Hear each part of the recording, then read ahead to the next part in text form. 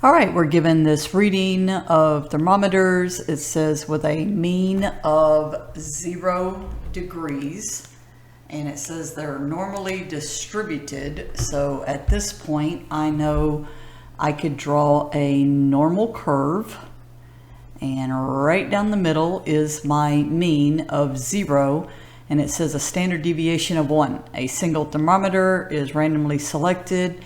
Test the probability of obtaining a value less than negative 2.481. So negative 2.481. So what I'm looking for is this probability right here, this area. And to find this, you could either look this up in a table, but you would not get an exact answer, or you can use Google Sheets.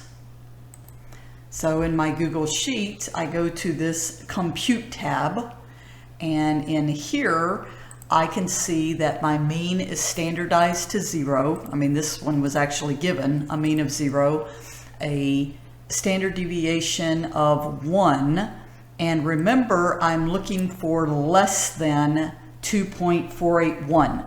Well, less than is all the way out here to minus infinity up to this value.